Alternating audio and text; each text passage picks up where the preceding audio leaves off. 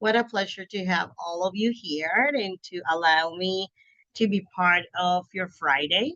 My name is Liliana Patino, and the purpose of today is to walk through some of the experiences that I've been having as a woman, as a mother, as an immigrant, as someone who's been working with families, as someone who's been learning from multiple mentors and multiple community partners that were willing to share their experience with me. They were willing to share their knowledge with me, and that allow me to some degree to parent myself in the way that maybe I wasn't, and to be able to connect families with services utilizing that experience that I had. So, in my regular job, I am the senior director for community impact and development at a nonprofit that supports individuals with mental health. I am very honored to be part of not only the senior leadership, but to be able to work with families in all capacities. So, I am a mental health clinician, but I am the one. Running the program, but I am the one that many times focus on connecting a family with a service, focus on breaking down a system so families can understand better. I am the one that might go to a meeting with a principal or the superintendent, or the one who's meeting with the governor when we are advocating for systems. So it's a lot, right? But today we're going to go through a lot of information, and hopefully by the end of the session, I will leave enough time for you guys to ask me some of those questions. So I am going to share my screen, and I am going to start from there. So the we're going to be talking about the uniqueness of my family and how to offer an individualized family center support. um, Let me just go. So the learning objectives are definitely to walk through our own journeys. I always believe that we bring so much into everything that we do, and all of these behaviors and beliefs, they have a reason, right? I want us to identify our own bias and our thoughts and behaviors, because definitely all of that plays a significant impact on the way we support families. I want to identify new ways to be more inclusive and to think as families as unique. I want us to improve some self awareness when we're working with similar families. And I feel that that is something that is very important. I think that many of us that are in some systems, we tend to see same needs. So I think it is important that the need might be the same, but the way how we serve the family is definitely different. And I want us to explore ways to increase knowledge about community agencies and community services, because again, this idea that it takes a village, it really takes a village is not only a quote, but it really, really does. So those are kind of like the learning objectives that we have for today. I have these here, but we already know self care is important. So I'm going to ask everybody, which you already did, to mute your microphone, to take care of yourself, to respect everybody's opinions and experiences. Again, this is my own personal journey and my experience working with families for 25 years. So I'm not saying that my words is final word, but I'm only basing the uh, the uh, the meeting today, the presentation today, based on that information. And we're going to have time for questions and answers at the end. So I want you to think about you and your family. And I want you to think about those things that are important to you. And when I think, I really want to amplify the significant or the meaning of culture, not only by ethnicity and country of origin, but I really want you to think about your own household, right? I think that we all have some kind of experience or background about something that it was common in our home and something that came from our grandparents or our great grandparents or some kind of food or some kind of music that definitely connect us as a family and as an individual. So music is one of those, right? We usually think about a song that we used to hear it at home when we were little, or a food that someone cooked. And when I think about our identity and our upbringing, that specific food pops up. I always think about games, some of the childhood games that I used to play with my cousins and with my friends when I was a child. So all of these has a significant impact on the way we see the world. It has a significant impact on the way we see other people. It has a significant impact on the way I take information. And all of us start building all of these narrative and ideas from the moment, as we know, actually, since we are in the womb, because we have one memory, we're able to collect so much data and information and smells and language and beliefs and so much that it comes not only with a flag, but with the experiences that we had studying at home. So when I think about what makes me me, definitely I need to start at home. And I need to start with our parents and caregivers. What the way how they parent, the expectations, are you a boy or you're a girl? Boys do this, girls do that. Who's in charge of the house? Who's in the kitchen? Who's working and who's not working? So there's so many layers that come from parents and parenting style. Where are we in the family? Are you the oldest? Are you the youngest? Are you the middle child? Are you a twin? Like all of these things that come from home. What were the family rules, the values, and the beliefs? What was important for our parents and caregivers?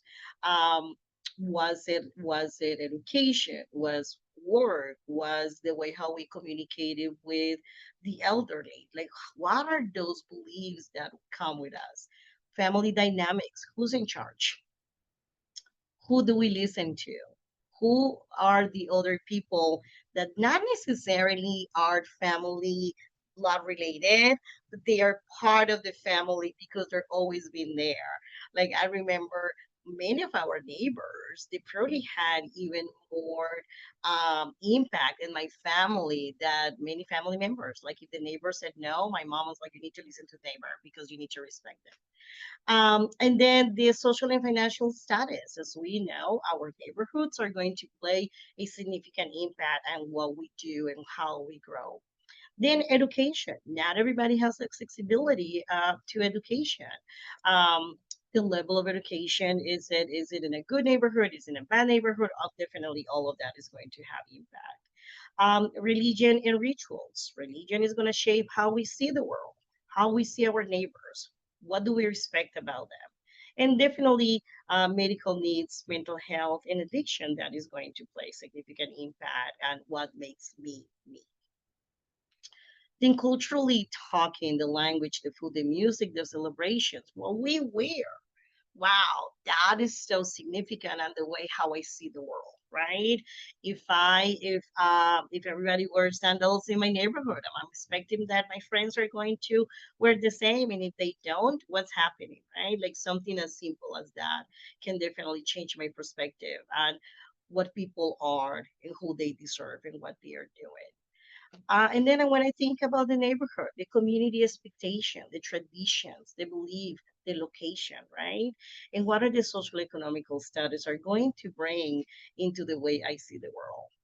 I remember right where I grew up, going to church was something very common. So we all went to church together, maybe not because I wanted, but because everybody did it. So these collective ideas play such a significant factor on how we see the world and how we start um, judging, creating perceptions, and how do I present myself into this culture that is going to allow me to be just like them or is not going to allow me to be who I want to be. So I always say that we all came with a little backpack. So when we came out of the womb, I love that analogy that that little backpack was small and cute, and then all this information started coming in and coming in and coming in, and then we walk around holding all of these expectations. We walk around holding all of these ideas and beliefs that somehow everybody put there for us. Not only we did it, but our parents did it, our teachers did it, our religious identities did it. Everybody put something in there, and that backpack keeps growing and growing and growing. And many times it's really hard to navigate these systems with a backpack that has ideas that don't really represent how how I am feeling, or don't really represent who I want to be in the world, or don't really represent what I want.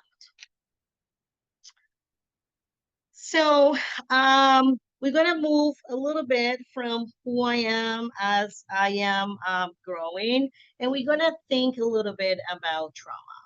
And I really want to make sure that I want to emphasize that trauma is one of those words that many times, especially now, it's overused. Many times, like we just say I'm traumatized, or I am depressed, or I am I have so much anxiety. So I really want to acknowledge that this is a medical term, is a medical diagnosis, a mental health diagnosis, and I'm going to break it down into what is trauma according to the DSM-5. I'm a mental health clinician, and I really want to break it down in a way that all of us continue learning. So, trauma is defined as this very deeply distressing and overwhelming experience that an individual can have that is going to affect their mental health, their emotional needs, and their physical well being. It's typically caused by an event or a series of events, and that includes danger in threatened or violent exposure. So there are many different kinds of trauma. There's physical trauma, mental abuse, um, natural disasters can conduce actually to trauma, accidents, witnessing violence, loss of a loved one, or comeback in others. I really want to say that it doesn't mean that because you were exposed to any traumatic event, automatically you have trauma. The trauma is the consequence in changes in the behavior due to the event that you were exposed. So when I think about who we are as people and family, there are different types of trauma that I think it is important for us to acknowledge. The intergenerational trauma, it's definitely the transition that we share based on grief, emotional pain, suffering, transmission of trauma across generation, poverty, slavery, racism, abuse. Definitely, they can affect us in a way that sometimes we don't even know and we don't really identify it, but it's there.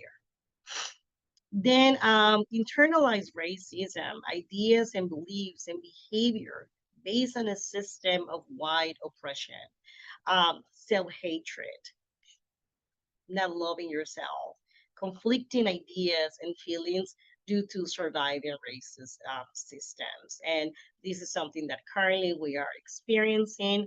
There's a lot of people right now that are being triggered one way or the other for many of the changes that all of us are facing. And race face a trauma stress, the physical and psychological impact of experiencing racism, discrimination, prejudice, systems racism, and hate crimes. Some communities definitely feel it more than others. Um, but I thought that it was important to acknowledge that not only from outside systems, but many times systems within the family.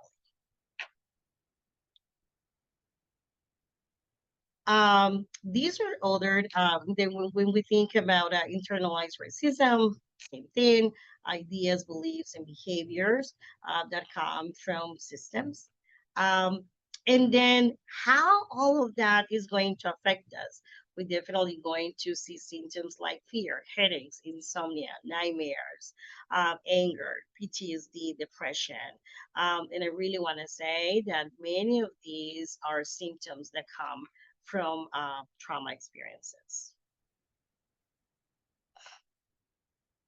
So again, the little backpack that we had when we were born keeps growing and growing and growing.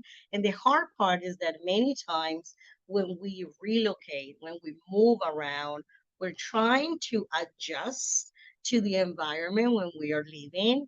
And sometimes we don't really know what to take out of the backpack because now we don't need it, because now it's different to what we believe, because it doesn't work anymore. And what do we put back in? So I'm going to use religion as an example. Many people comes from religious backgrounds only because that was important to your family when you were a child.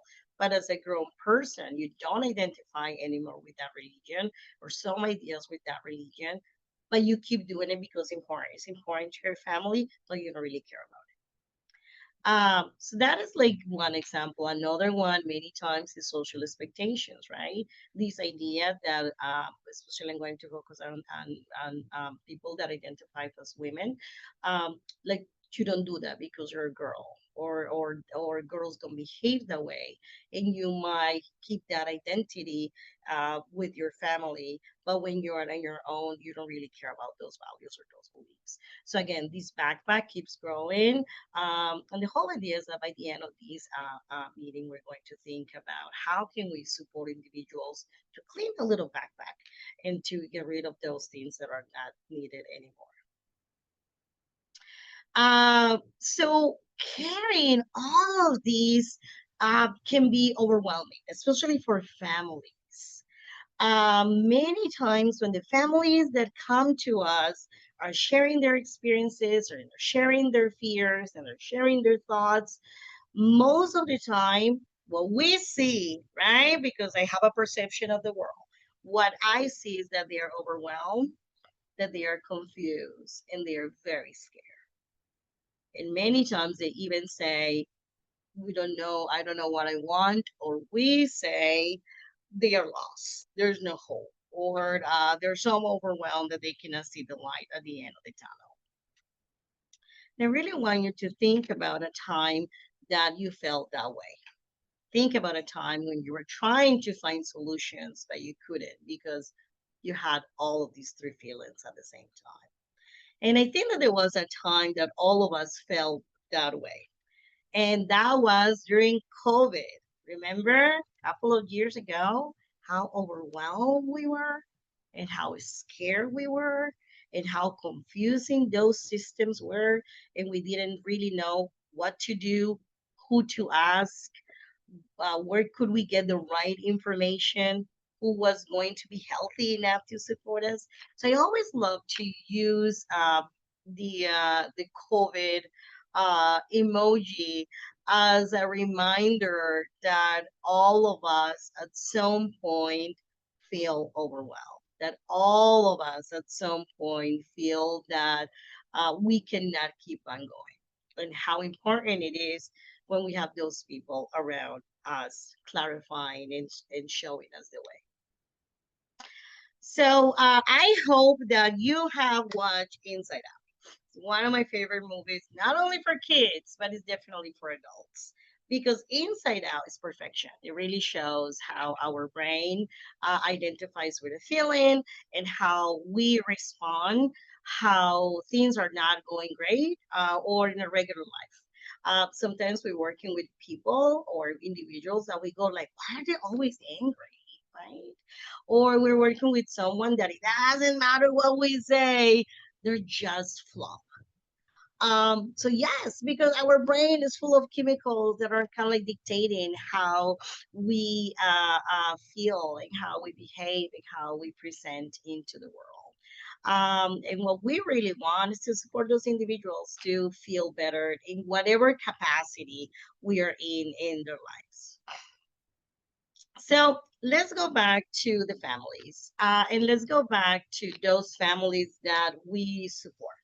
So when I think about like the social determinants of health, really depending on access, families are going to be able to be more successful or to definitely have more challenges. And then when we think about these range of needs that we all have, definitely is going to shape how we move forward into the world. So, thinking about what's happening right now, food insecurity, it's a conversation that all of us are having, all of us are hearing it when we turn on the TV, when we go into our social media accounts. Food insecurity is probably the biggest news the last 2, 3 weeks. But food insecurity, it's a challenge. Not only the last 3 weeks, but it has been a challenge for many, many, many, many years. And how are you going to be able to manage taking care of your children, taking care of your loved ones, doing what you need to do when you don't have food in your house? That's a big one, right? Access to healthcare. How do we manage to stay healthy when I don't even have the insurance to pay for the appointment that I have, or I don't have enough money to cover the co-payments? Housing insecurity, that is a big one. And I all of these brings me many times to isolation. I don't even know how to do it. I don't even know how to move forward. Transportation. I know how expensive it is to fill my car with gas, and I shouldn't be complaining because at least I have one. How many of the families we work with don't have access to transportation? They have very limited access either because they have to rely on public transportation, or sometimes they don't have the money to do it. Education, mental health, and job, it definitely plays a significant impact on how families are going to see the world. A couple of years ago, I was working at a shelter for families, and it was amazing, or it was hard to see how the families were able to adjust and normalize many of those needs, and how we were able to see this parent that came in with the idea and the hope that they were going to be ready to leave the shelter in 2, 3 weeks, how their demeanor and their affect changed when they were there for 2 months and 3 months and 4 months and they were still there. Not because they didn't want to leave, but because all of these needs were so severe and all of these systems were so complicated that they didn't have the support or the skills, or the systems were not supporting them to move out. And there are many obstacles: access, transportation, language, insurance, stigma, able to have a job, mental health needs, understanding the systems. And I really want to emphasize on that one because systems are very difficult. I want you to think about the one that I like to mention is, how many of you enjoy completing FAFSA? I don't know. I hated it, completing FAFSA for me and completing FAFSA for my kids. And I really want to say that I know how to do it. Was it easy? No, it's very, very difficult. How many people have needs completed going to renew your driver license or complete an application for something else? Just imagine applying for Social Security or applying for all of the systems that can be so difficult. Financial barriers, immigration status. That is a big one that right now we're talking about it. Cultural differences in religion, and definitely addictions. All of these, and I'm pretty sure that there are way more that we can keep adding into the conversation. And I know that many of us, or most of us, when we're working with the families, we have all of these expectations. And we want everybody to do everything in the way we think they should do it. So I need you to do A, B, C, and D. And I need you to make this phone call. And I need you to complete this form. And I need you to meet this person. So somehow, based on the knowledge that I have with good intentions, right? We have like this whole idea that most of the times is overwhelming for many of the families we work. And then something that I always think is many of these families, they do have similar needs. Many of these families have the housing insecurity. Many of the families we work with have the housing need, the food need, the school need, the transportation need, the work need. And somehow we put everybody in the same bucket. And somehow we start thinking about this family and offering them exactly the same thing. So it's just like making cookies with the same cookie cutter. So I really want you to think about the journey can be similar, but the struggles, the needs, the achievements, and the successes are very different, each one of them. It's very different to each one of them. Again, I'm going to take you back to COVID and the experience that we had COVID.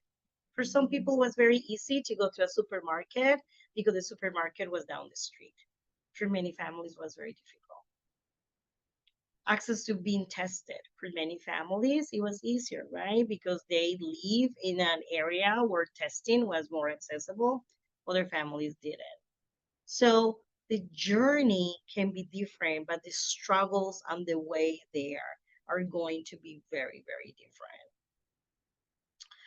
And how well do we really know the families we work with or the individuals we're working with? And how familiar are we with the resources and the systems where we are sending them? Think about how beneficial is for you when you need to go and do some chores. You need to go and do something, and they explain you all the details, and they say to you, okay, so when you get there, you're gonna park by door 3, and you're gonna enter through the yellow door, and then you're gonna make a left, and down the hallway you're gonna see a window, and that's where you need to apply for the job, right? So when we know what to expect, it's easier because remember, our brain doesn't do well with unknown. Our brain does better when we know what's going to happen. So when I think about supporting families with systems and resources, I always take it back for me and I say, how well do I really know that agency? Or how well do I really know that system? How can I break it down in a way that families are going to get there and they're able to achieve what they need to do? So just keep in mind that yes, families know what they need. Sometimes they don't know how to say it. Sometimes there's so much going on, but they do know what they need. Just think about that your experiences and your values are what makes you you. But most people in general don't have the same interests and the same values, even in our own families. When I think about my brothers and my sisters, we're all so different and we all live in the same house. Families don't need to change according to your expectations. Families need to hear how they can do better, but you don't play the rules into what families need to achieve or they don't. Cultural identity is so important. Always think about, again, the first slide that we had about what makes me, me. So it is so important to ask the families what is important to you, what is important for me to know, how did we get here? Develop community connections. If you have the ability to work with other agencies, to connect with other agencies, I think that it's so important for families to understand what is in their community, what other agencies can support them. We are not supposed to be holders of families. We are supposed to be connecting families with system, explaining the system, and sending them out, and definitely be here in case they have more questions. Don't expect immediate change. Change is so hard, right? Change is so hard, even for us. Think about like something very small that you want to change. Think about how hard it is. Just think about families that are overwhelmed and we're expecting to see immediate change. Um, be mindful of your role and your expectations. Again, if those are the expectations that you have, maybe the family doesn't have those expectations, so just be very mindful about that. And change takes a lot of time. It's not easy. And I'm going to go very quickly three different scenarios of change that families that I work with had experienced. The first one is a mother of five boys, actually boys. And this mom used to come to the center.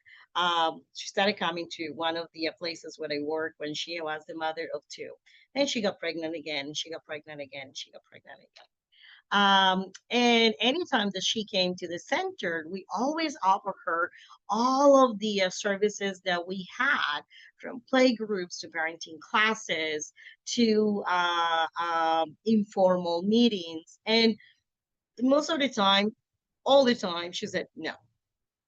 She was there to receive food donations, and she was there to receive diapers, and she was there to receive coats, and she was there to receive jackets. Everything that it was financially related, she was there for that. And I'm not gonna lie, like me and my staff was like, really, really, we have all of these, and she doesn't want to do any of that, and blah, blah, blah, blah, because that's what we love to do.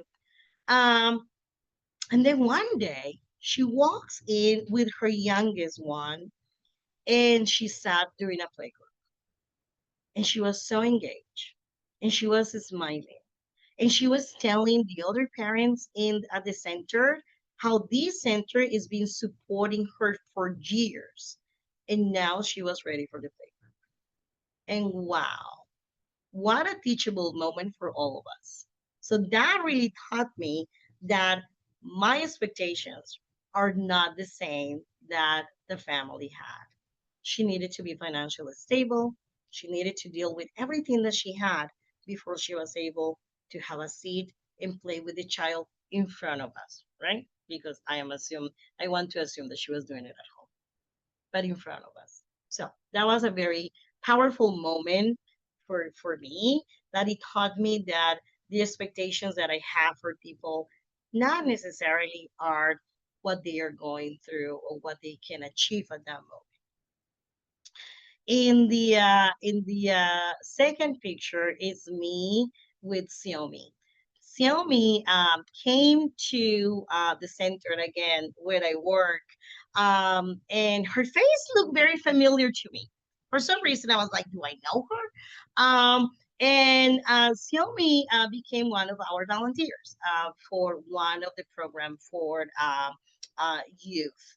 And one time, Xiaomi started talking about how her mom was a teen mom, and her mom was part of a program that did a lot for her. And then Xiaomi mentioned the name of the program. And in that moment, I realized that Xiaomi's mom was one of my first clients. So before I became a mental health clinician, I was actually a home visitor for a program in Massachusetts that is called Healthy Families. So Xiaomi's mom was one of my first participants. That's how we call the clients. And for me, that was like a full circle moment. Many times we don't get to see the outcome, we don't get to see the final result. This time, I was so blessed and lucky that I was able to see this baby that I saw from 0 to 3 becoming an amazing, responsible teenager. And now Xiaomi is actually in school. She's attending college and she's in her junior year. And the third person I am going to mention is this Latina woman who, in the year 2000, had to leave her country because of violence and because of domestic violence and substance abuse. And her husband was not a good human for her, and she had to leave, leaving her 7 children behind. So when Stella left, that's her name, Stella left with a bag full of hope and prayers, because she was leaving her 7 children alone. Stella crossed the border and did what a lot of families do, which is come and work really, really, really um, throughout the years. Stella talks about all the people that supported her. Stella talks about the person who gave her a job, and Stella talks about the lawyer that helped her fixing her immigration status and advising her to the process. Stella talks about the church where she used to go and the person that rent her a room. And every time that Stella talks about all of these individuals, she gets extremely emotional, because she always says that all of these people didn't know what they were doing for her. It wasn't only for her, but it was for her family and her children. So it took 10 years for Stella to become a legal resident and to have enough money to go back and see her kids back in her country. So, but when she went back, those kids that she left, especially the two youngest, were not the little anymore. The one that there's one that was 4 and one of them was 12 when she went back. Now they were 14, right? And now the other one was 22. And it was hard. It was hard to adjust. It was hard to get back to her family. She ended up bringing her kids here, but then it was even more difficult because now her kids were in a different environment with a mother that they didn't know. And she went back to the community, and the community again gave her the ideas, gave her the knowledge, gave her the places, gave her the support. Estelle and her kids are very successful, and she's one of those people that talks about how not only the systems, but the people who were working with the systems allowed her to ask questions, allowed her to be herself, allowed her to express her fears, and encourage her to be better. Many years ago, when I opened one of the community centers where I sit as a director, I actually called Estela and I told her about this job that I was going to start this new project. And Estela was very, very proud and very, very excited. And there were so many ideas that she had, but there were some that were very important to her. She said, make sure that the space is always clean and the space is always welcoming. Make sure that the space represents diversity and people sees themselves as they walk in. Make sure that you always have water and something to eat, because you never know who might be hungry. Make sure that you have some toys, and make sure that you have a little bit of food in case someone is hungry. Into that, I said to Estela, there you go, that is Estela's journey. Into that, I said, of course, mom. So Estela's my mother. And I always like to tell this story of Estela because sometimes we do not understand the impact of being available, the impact of being thoughtful, and the impact of being open to change. Now my mom is almost 80, and she still talks about everybody. She still talks about all of these people that change her life. And I always say the people that change my life. So many times when I'm doing presentations or I am talking in schools and I'm talking in communities of color and I'm talking to parents and I'm talking to grandparents, I love to share the story of my mom because I feel that is one of those stories that we see everywhere. So when I think about me, I always think about my purpose. What is my purpose? What is what is important to me every single day? What are those values that I want to keep not only in my personal life, but I want to bring into my job? What are those needs? What are those ideas? What are those projects? What is my mission in the world? Into that, I say to you, what is your purpose? Right? As we walk into a community, as we walk into our job, as I walk into my little family, I really have to think about what is my purpose. And you should be thinking about what is your purpose. And with that, I end the PowerPoints. I'm going to stop sharing. And I am going to open the chat to to questions or comments.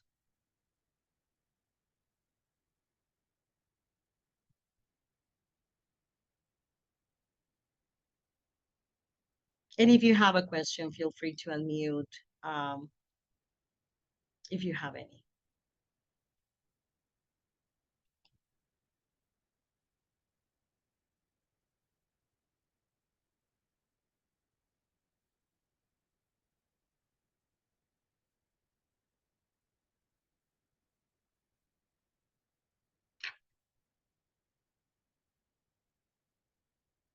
I thank you. I want to say that at the beginning I didn't say enough about me. I think that there are times that there's no needed. I would love to hear from you if you can put it in the chat. What kind of agencies you work in, or what is the role that you have in those agencies? Um, as I mentioned, I worked for many years as a home visitor working with teen parents. I did work for early intervention. As a mental health clinician, I've been in multiple settings from schools to outpatient to community behavioral health center to work in policy. Um, Domestic violence, wow, God bless you. Peer support, again, I think our personal experience allow us to support families in such a unique way. And as we know, um, um, living experience is so unique, and especially during a time when clinical roles can be really hard to access. The peer model brings such a unique perspective into the role. Um, I know Kara has a question. Yes, Kara? Could you give me some examples of like different verbiage that you use when you're dealing with like another culture? So like you're of someone else's, you're not of the same culture. Some different, just to ease that tension or just to make them feel like, hey, I'm gonna help you no matter what culture or our differences are. Yeah, thank you for the question. I think that is very important for us to be open to learn about their culture, right? So I will say, like, tell me about you. Tell me about what is important to you. I do remember, and I love that you brought that up because the fact that we don't do it, that doesn't mean that they don't have to do it. Of course, there are some issues that okay, legality because of the legal issues, things like that can be overwhelming. But I'm going to give you a very clear example. Um, Playing with your kids, playing with your kids, like having, like sitting down and playing with your kids, it's something that is very American. You don't see that in many other cultures. So what I like, the way how I will do it, I will ask Tell me about you and what do you remember as a child when you were playing, right? So I'm not saying don't do it. I just want to hear first about tell me about you. And once they tell me about them, I will bring that idea as I'm wondering. I'm wondering how will you feel doing this? I'm wondering if you will be willing to try. I'm wondering what should be important for me to know um, on supporting you to do that. I think that the conversation about culture sometimes is more intimidating for us than actually for the families. We all love talking about us. We all love talking about who we are and what we like to eat and what we did. What we don't like is when people goes, "Oh no, we don't do that here," or "You're gonna get in trouble for that," or "That is not needed." So I will encourage you to wonder. I will encourage you to be open to hear about what are those things that are important for families. And then if it's not appropriate, what is the option? What is the option? Like what is something else that we can do? I remember, especially with families that maybe don't believe so much in medication, but believe in giving the baby a bath with leaves if it's appropriate. Again, I always say if it's appropriate. Why don't we do both, right? Let's give the baby a bath and then give the baby the Tylenol, and let's talk about it. So I will encourage people to be very open to wonder. I see in the chat right now that helping families with IEPs and fire force and peer support, this conversation is massive because for many of us that come from other countries, I didn't know what it was an IP. I didn't know what it was a fire for.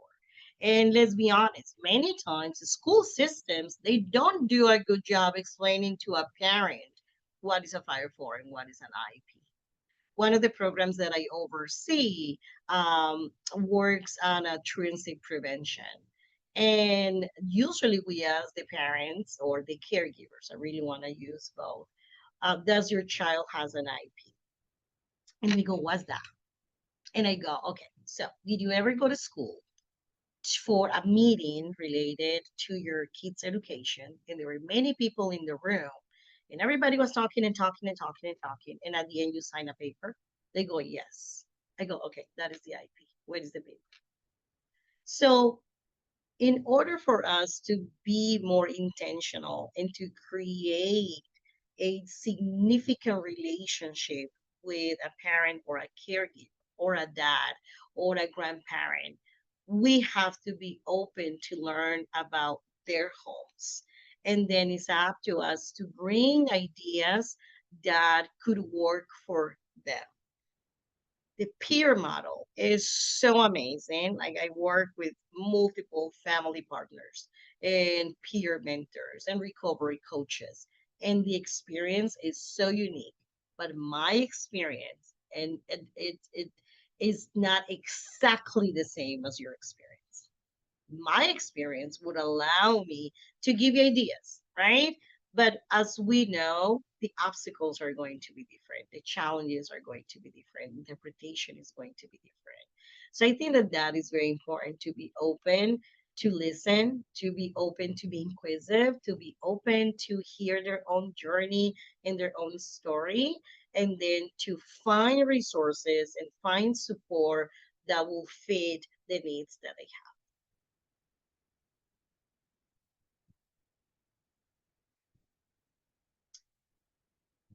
Anybody else? So I see families, nonprofit assisting families with children with mental health and behavioral needs. Thank you for doing that. Thank you for doing that because again, the special education is definitely a monster for many families. Navigating these systems can be overwhelming. Understanding And many times working with many districts that don't agree on those changes um, can be difficult. And at the end of the day, what we want is for families to understand that yes, their voice has power, that they need to advocate. So don't be intimidated by a parent that is asking too many questions. It's actually great. Great that this parent is asking so many questions. So think about who are those other people that are in your community that could be working with the parent. Well, what are those things that you don't know that maybe you need to learn in order to do your job better? Something that I think it is. I don't need to know everything now because it wouldn't be fair. I don't think that it will be fair for me to expect my coworkers and my team to know everything. But I need to know where I can find it. I need to know who is the person in the community that maybe knows more about. And I'm stuck with the with the IUP and the fire bar, but I need to know like who is that agency in the community that maybe has an advocate. Are they any educational lawyers in my area? Um, who in that specific school can support the parent? How the housing system works. Where can I get a free coach? Who's running a parenting class? Who speaks that language? Who knows about that specific ethnicity? And I really wanna. I'm going to pause there because many times speaking a language that doesn't mean that I know the whole culture. I speak Spanish, but I really have to adjust to the many times my expectations according to the country that family is from. And I'm gonna put it like probably smaller. Think about the community you came from, your neighborhood in your town. Not everybody in that town behaves the same way as you do. So it wouldn't be fair for me to expect that everybody in Boston thinks and lives the same way. Wouldn't be fair for me to think that everybody in New York lives and thinks and feels the same way. So ask a lot of questions, write it down, make a list, make the parent part of the service. Don't design a service, leaving the family out. Don't design the service, leaving the parent out. When we are working with families, when we're working with children, we need to think about wraparound services. We cannot support a child if we don't involve the caregiver. So I really hope that a lot of this information is going to make you to think about some of those families that you're working with and think about what else I need to know, what else I need to learn, who do I need to partner with, who are those agencies in the community that are willing to work with me, making families being more successful. I love collaborations. I always say that collaboration as a way to enhance services, as a way to save money. Yes, because collaborations they save money and they expand services. So think about it. Like who in your community can partner with you? Who in your community can support a family in ways that you cannot? I don't want a family to depend of me 24/7. I don't think that it will be fair for a family to believe that I am the one who's going to resolve all of their needs. That will be awful. And many times I hear, and probably did it at some point, thinking what a family will do if I'm not there. So that family needs to be connected with more than one person. The same way children need like seven significant adults in their lives to be successful, families need other champions in their lives. And we shouldn't be the only champions that a family has. So when I think about what can I do for a family is I'm going to identify all of the needs that a family have and try to connect them with those sources, right? I can give you a fish, but I really want you to learn how to fish. Because what happens if I move out? What happens if the agency doesn't exist anymore or close? What happens if they move out? I want them to have the language and the information about the system so they can continue advocating for that specific. Um, Trying to think what else, support specialists, family system manager, identify gaps in the systems. And again, it seems like right now, and I think that for many of us, um, systems is one of those needs that all of us really, really need to be more informed and more educated. So I will encourage all of you again to be more intentional with that, to reach out to the organizations in your area and to say, is everything the same? Does anything has changed? What else is important for me to know? And how can we continue being connected? I really want to leave you with that thought. I know that we're getting closer to the end. I want to make sure that you stretch your legs as you continue into the next session. But if something that I can give you is just to be creative, is just to think about that you should not expect um, to see the end result, because then if you have those expectations there, the only thing that we're going to do is that we're going to make the situation more difficult for the families. I think that it has to be baby steps, right? Let's think, and let's think about the little to accomplish the big, and families will follow that pattern. If you really show them how to navigate little by little, then they're going to accomplish. And they need to know that you care, that you're there for them, that you're there to support them, that you're there to guide them, and definitely that you're there to give them the respect and the time that they deserve. Um, So I just want to say thank you. I know that it's going to be a long day, that many of you are going into the next session. I am going to write, you all have my information, but I'm going to write my email. Please feel free to email me if you have questions, comments, and I will be more than happy to answer those. Happy Friday. Take care of yourself. Thank you. It was a lot of great information. We appreciate it. Thank you.